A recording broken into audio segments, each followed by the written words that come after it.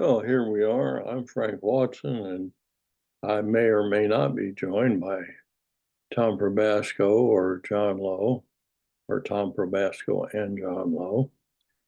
I'm a old guy that's trying to make peace with modern technology and keep having fun.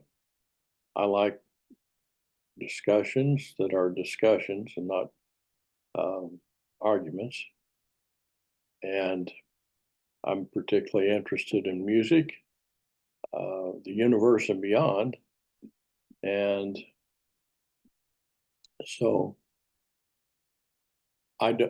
sometimes I will be told, well, Tom is not going to join me today, or John is not going to join me today. And I say, and forget about it. I see Tom Probasco is coming. And here's Tom connecting to audio. This modern technology is an adventure for older people, and at 81 years of age, I'm an older people. So don't have oh wait, it's video stuff. There it is. There we go. Got to click all the right buttons. Yeah. For us older people, sometimes don't get them. I was explaining to prospective viewers or listeners, as the case may be, that I'm an older person and trying to keep having fun with the new technology, and it's a chore. Oh yeah, but it's fun. Yeah, it's a kind of a balance, It's hear all the reports and I sort of understand it. You can go, it can be a bad thing, but when you can't connect in person for various reasons, it does help. It seems to me.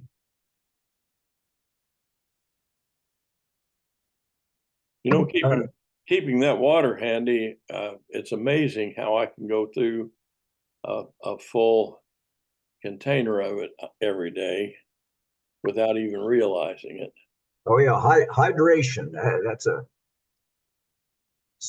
Everything seems like it wasn't that long ago, but it was. So we had a lot of elder care, and I remember visiting various people. The first one I remember was Julia's dad was at the Altenheim, Peach Grove, and constantly pushing water. I thought, my goodness. But then during that time, I had an experience with becoming dehydrated. I'm diabetic, so at first I thought I must be getting low, but I didn't feel like a low. Didn't feel like a blood sugar low. Somehow Julia figured out, said, I think you're dehydrated. She gave me a big glass of water. Oh, checked my blood pressure. It was dropping like a rock. Oh. So it was like, my goodness, I didn't know I was old enough to be dehydrated. But I guess, so I had firsthand experience with that. So and I've had a couple other episodes where I would be doing something and didn't have enough water. And I could feel it coming on. It's just like, I don't know. And, when you're younger, whatever that is, different age for different people, you never think about that kind of thing. Yeah. I'm not sure that John might or might not join us today. I didn't know if he usually did on Mondays or not. He has before, but Wednesday's kind of the. I think he's got a family thing today. Oh, and yeah.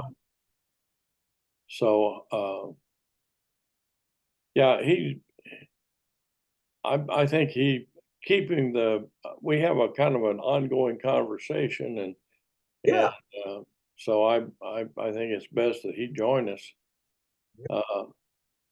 for that. Yeah, we've had a few emails from him, and then I would respond with some reading material ahead of either today or Wednesday, whenever it is, related to our last conversation.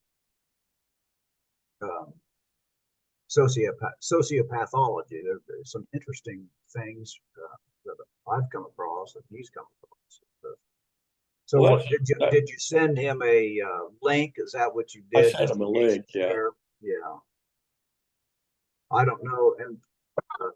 And some people. That's one good thing about Zoom over in person. Yet when I sneeze, there's no way it's going through that computer screen. Are you sure about that? Well, I thought somebody tried to sell me a COVID spray. A what? Trying to make up something funny and it didn't quite work. A COVID Well, spray. I thought it was a good attempt. You should keep going. You know, step out there with confidence, Tom. Oh God! You know, you're never going to get people in to see the big parade if you don't do that. Speaking of the big parade, so I'm supposed to go down. So older daughter Sarah, well, and her stepdad have birthdays on the same date. So there's a combination birthday party and eclipse party down in Greenwood where they live. Yeah. It's actually closer to Fairland. Yeah, if you know where Fairland and Rock Lane down in that area, but it's technically Greenwood still. But we're watching this is another thing technology can help with, is seeing how the traffic is going to behave. You know, if it's one thing, like I looked at the GPS probably half an hour ago, and it was the thing of it is you can get somewhere. Now it's time to come home. We made a major mistake in 17. There was an eclipse, and Chris and his girlfriend at the time, Sherry, yes, Cole, lived in Nashville. They were in Nashville, and she had a birthday. So that was going to be another one of those. So we go down there, no problem. It's time to come home. It was horrible. It was somehow or another, like now everybody's been warned about traffic. I don't remember any traffic back then. For some reason we weren't tuned in or something. And it was ridiculous. So now we know to kind of keep an eye. And it's, obviously we're not going as far as Nashville, but Greenwood, still from where we live here in Broad Ripple, it's half an hour normally. So see what happens. I have a previous commitment, so I can't do any eclipse viewing. At about 2 o'clock every day, I have a regularly scheduled eclipse. Is that a horizontal meditation? Yes, I lay down, turn the lights off, and the little birds start to sing, and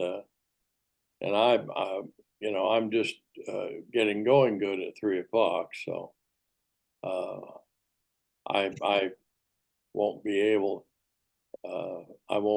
to catch that eclipse. It'll come around again in 20 years, as I understand. Oh yeah, that'll be fine. Yeah, it'll only be 100. 101. 101. Yeah, you'll make it. Yeah, well, I'm not all that. I mean, it's a remarkable thing. Yeah. But after a while, I get kind of tired of hearing about it. It's like, come on. Other people can't get enough of it. That's true of a lot of things. Yeah. That's life. It is. It definitely is, as far as I can tell. Hey, our pastor, Faith Presbyterian. Oh yeah. Preached a very interesting sermon on Sunday. and it had to do with presence, the idea of presence, and that is something that I've been pursuing with videos by Eckhart Tolle and Carolyn Mays, and presence has to do with our understanding of time as and place, and so also there was quite a bit of describing how religion has attempted to put Jesus in a box, and I think which brings up the question of kind of like where is Jesus? You know, that where in the world is it? No, there's various ones. Carmen Sandiego. Yeah. We can locate Carmen Sandiego. Yeah. You know, can we locate Jesus? And I think that's interesting because listening to that sermon, I can see the various denominations of churches and various believers. Everybody's got their idea of where Jesus is and where he is not, where God is and where God is not. And have you ever read the Tao, the book of the Tao? Parts of it. Never read it from the whole thing, but that's an interesting idea. What did she mean where he is and where he isn't? If Well, God is supposed to be ubiquitous, that's an interesting. I But would they're like, talking about a human perspective, I guess, somehow. I'm going to be posting that. I think I can get that sermon without having the whole service. It's posted as part of the service Okay. on my Facebook yesterday, but I want to make that available to people and Yeah. explain to them that there's some serious ideas there. Listen to a certain way. One could say uh, uh, that she has identified a major problem with all denominations, and perhaps beyond that. Um, and it's something that I've encountered with other spiritual teachers, and that is that Jesus was not a Christian, uh, and a lot of what we subscribe to in the church is the result of Paul's teachings, which Jesus may well object to um, if asked, and I'm going to be meeting with Charlotte tomorrow. Charlotte and Christy Nave, one Now, of our members. they Pardon? are, who are they? Charlotte Lorenz is the minister, the pastor. Oh, she is. Okay, that's what I want to make sure I understood.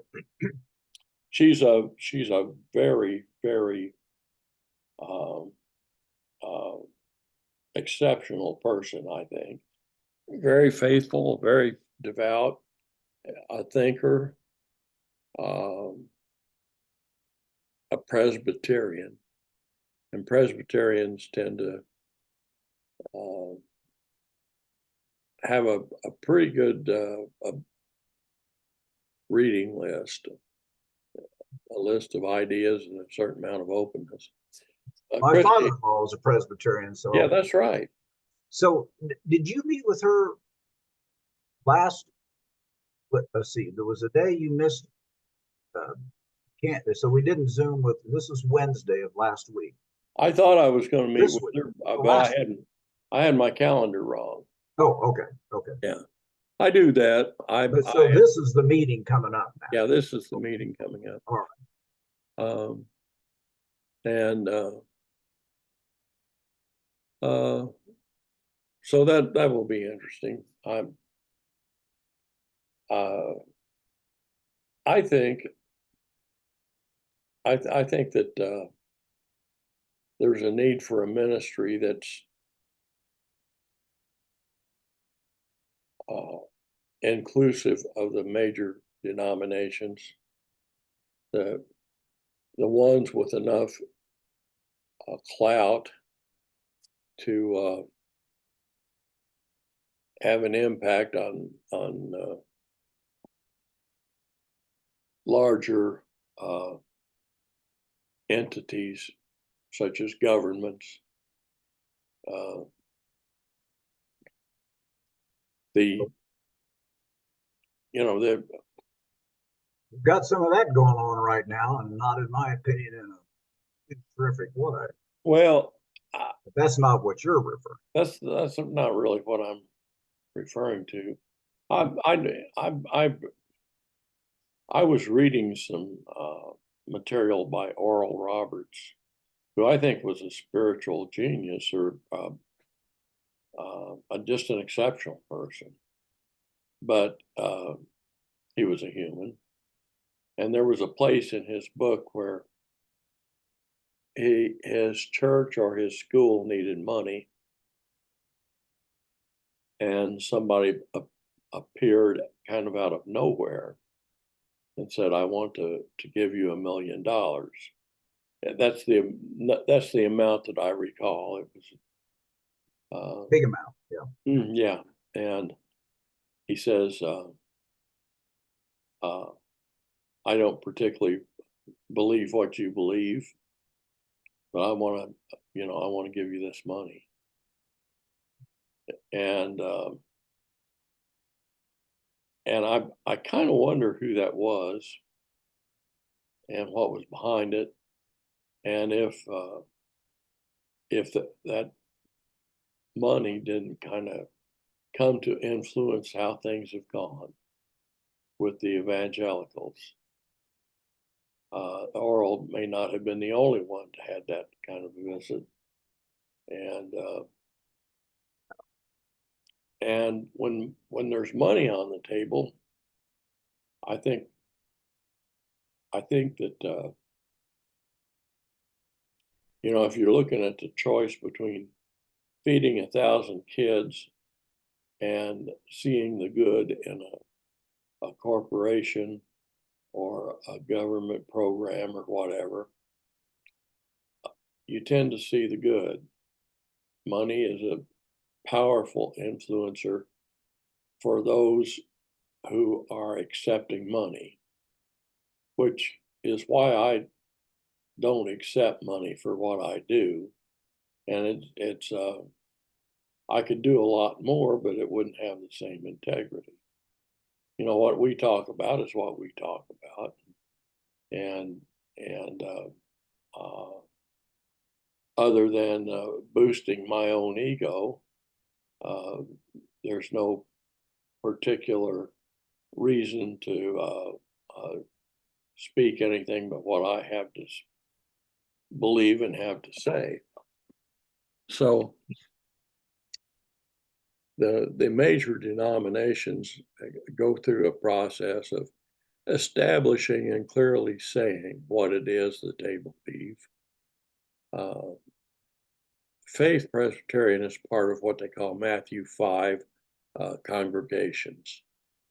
And Is that a subset of Presbyterian? I've never heard of that kind of a. Well, Matthew 5 talks about feeding the poor and healing people, and they focus on doing those things. So is this something the presbytery set up for each Presbyterian congregation? And a congregation has to subscribe to this. I'm not even sure it's limited to Presbyterians. Oh, I need to I've ask never about heard that. of it. Yeah, I need clarity on that, and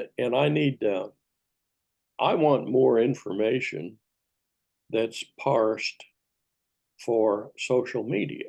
I do a lot of social media, and I think one of the reasons that people are disconnected from the church is they only have about, in general, uh, about 30 seconds to a couple of minutes of time to grasp the essence of something and move on. And and as far as attending church services, the services of most of the churches require about an hour. And I think there's an audience for that. I think there's people that would prefer that hour online. My church does that. Faith does that, and I attend online, which is good for me because I always have to get up and pee in the middle of the sermon. It's a rule. My body just won't have it any other way. Yeah. Barbara's not out of bed by then, so, and I can't leave her alone, and I can't always ask for a family member to be here with her. So So you're tethered. Yeah, you're tethered to your yeah, place. I would be completely left out, uh, and with an aging population, that's a factor. So just and driving is a factor. Driving is incredibly expensive. And when you're already spending the money to live in Indianapolis with very little mass transit, Oh, I know. you know, Oh, yeah. every mile that you drive not only hurts your pocketbook, it hurts the atmosphere. Yeah, it's bad all the way around. Yeah, about all the way around.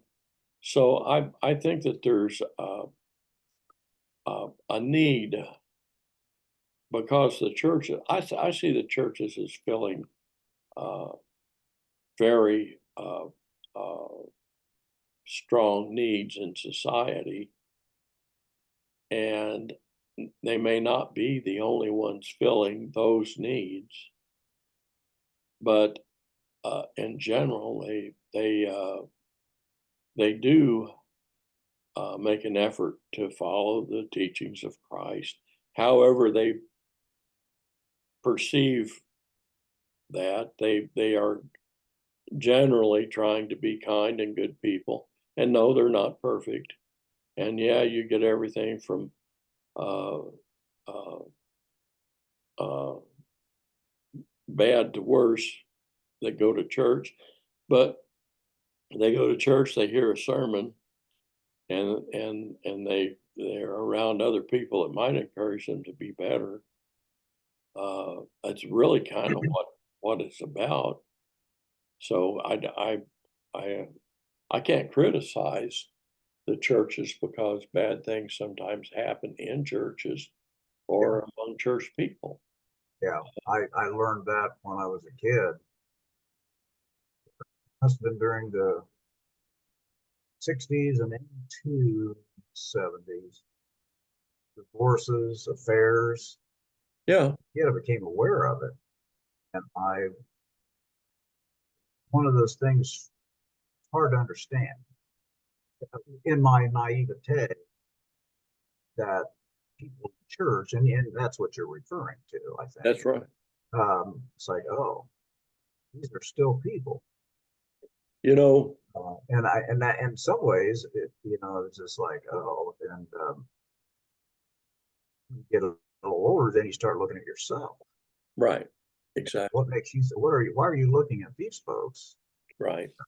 Because you may not be doing some of these things, but you're doing or not doing something else. It's kind of interesting. Yeah, anything you just. I remember a conversation with my father. We were driving someplace. He was driving. I was about 11 years old, and somebody in the church was getting a divorce, and I spouted off, I don't see why grown-ups do that kind of thing. It just doesn't make sense. And Yeah, and my dad looked kind of thoughtful. And he says, "Well, son, you're 11." Says, "In a year or two, you're going to start understanding." It's the hormone storm. It hits you at puberty, and your thinking doesn't get right for a long time. Yeah. With some people the thinking never gets right. I still, my mind wanders at times off into not just sex, but the things of the flesh, Yeah. sex, Yeah. power. Uh, Distractions. I mean, you can think yeah, of it as yeah. to, if I think of the scripture as far as pray without ceasing. Well, to me, that's constant attention to what? Name it. But there are distractions that then lead you down directions kind of wish later you didn't go. And That happens along to with everybody. along with that, I've read something recently that a study that showed self-denial, not doing things that you want to do, can actually build the amygdala of the brain. Yeah, And I that's thought, well, there's something there in fasting, for instance. yeah, Uh, uh, yeah, it's a practice that it's not just a physical thing. It has a physical aspect. It's denying the flesh to build the mind and spirit. yeah. There are denominations, wearing the hair shirt, where they really discomfort to the max almost. Yeah, From my yeah. perspective, where that's kind of what that's about, I think. But let me just before I forget. Oh, so when are you having this meeting with the I'll pastors? be here at Sycamore. And this week yet? Yeah, tomorrow. Oh, okay. So I don't go out unless I have somebody here to be with yeah, Barbara. right. You know, I if So I yeah, so sometimes she's coming there. Well, that's good. I go to the doctor, uh, and the staff knows that if there's any problem to call my oldest stepdaughter. My Right. two stepdaughters, I when they get to heaven, they ought to be able to fly immediately because they got angel wings. I tell you. Yeah. Well, that's one of the reasons you left the near, Steel Street Yeah. to get up there. I mean, that was kind of the impetus of the thing. Uh, Something I thought of the other day before we were talking about this. So, or no, when I thought you were having that other meeting. So, when you lived on Steel, you attended another Presbyterian church. It was very small, Westminster. Westminster, and it closed. If I Yes. okay, but I can't recall. Did it close before you moved? It closed after we moved, and that's a great little insight. I personally think that our lives are on us are planned, and that and that there's things that happen some by design, whether it's God's design or our own, uh, Hmm. from before we even got into this life. I don't know. I have, and maybe it's both. But the Barbara and I had gone to Westminster for what was supposed to be the last meeting, last service at the church. While you still lived on Steel.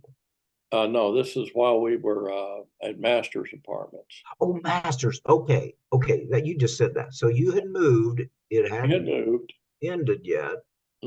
and so we drove down to uh, the Near East Side to attend church, and we loved that church, and other the a lot of people did, even ones that couldn't attend. Yeah. We got there and the doors were closed. There was a note on the door. They had an invitation to visit another church where some of the members might choose to transfer to and Oh, to you didn't attend. expect that. Right. So we had passed faith Presbyterian, which is at 82nd and Hogue. Where you are now. Yeah. And I thought that I had seen that the service was advertised on the sign as starting at 11.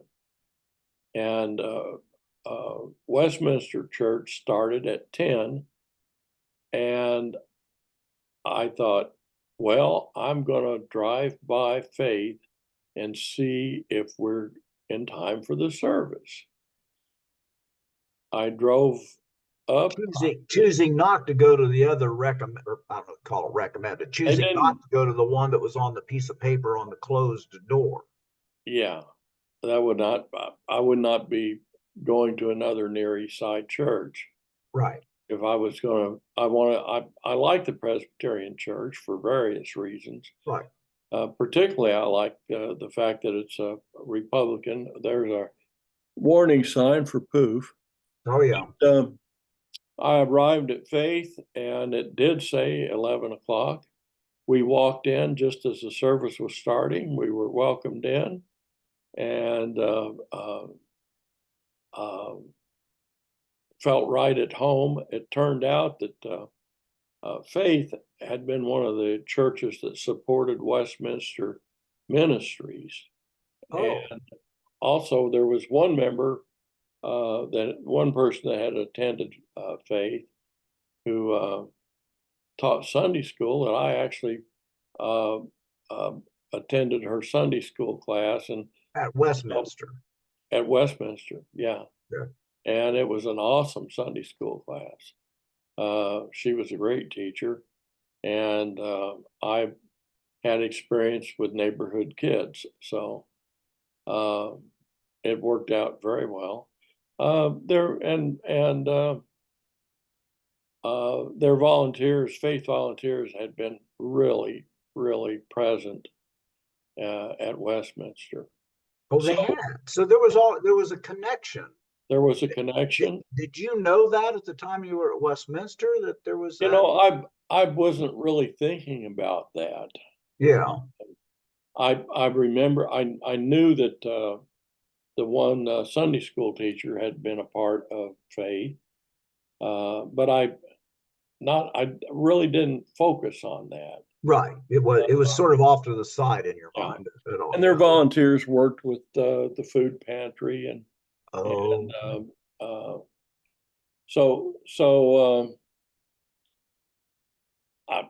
long story short, we felt right at home, and it wasn't all that long before we joined the church. Okay. And that was the end of Westminster. It never reopened. It never reopened. Yeah. So I actually still maintain a Facebook group called Westminster Indy. Oh. And the only other person who worked as an admin on that, I started the group, and there was one other person,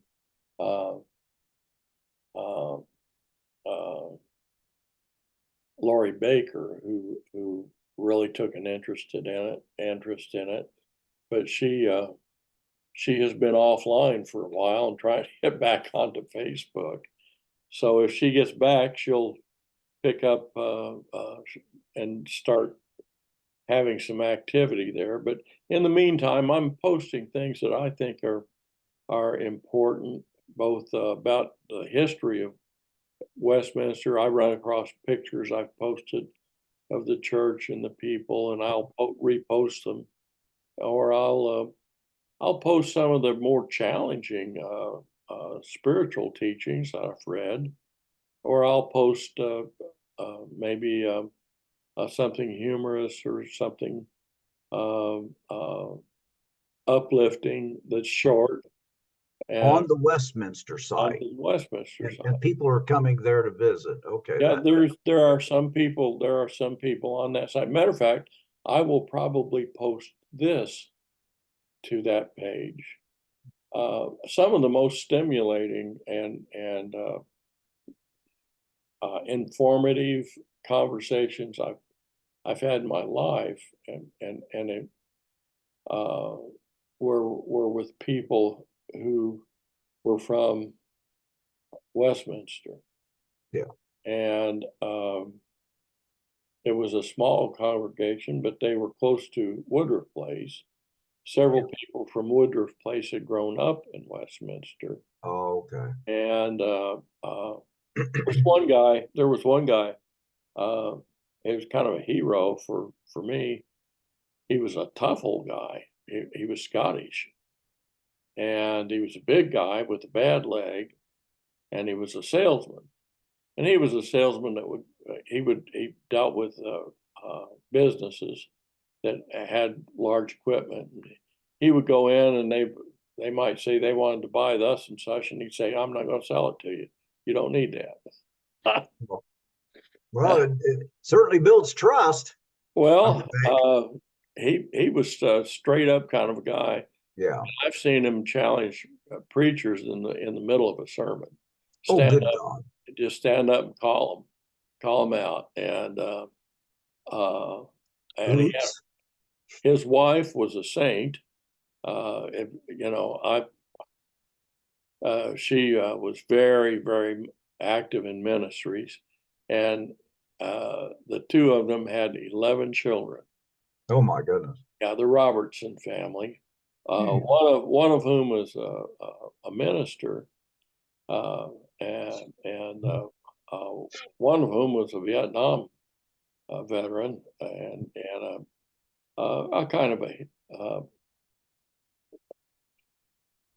he was a warrior and one of the really bright people.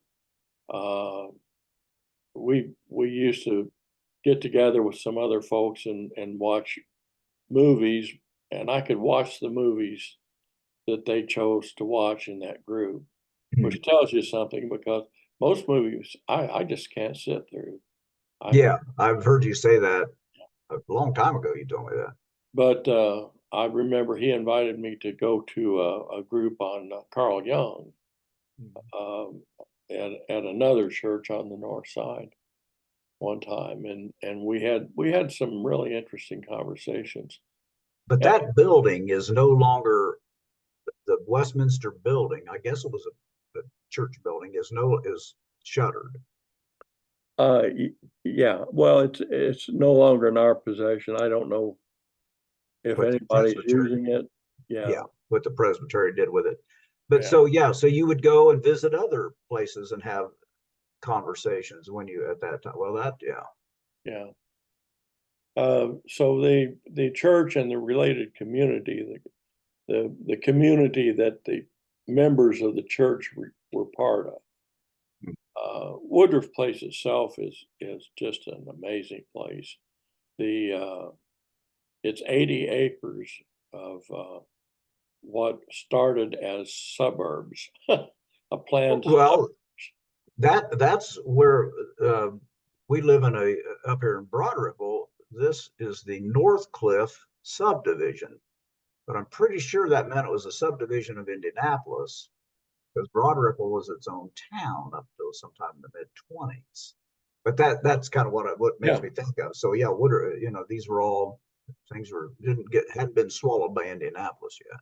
yeah. Some amazing people, some um, uh, just not afraid to live in a neighborhood that would had a certain amount of risk to it, and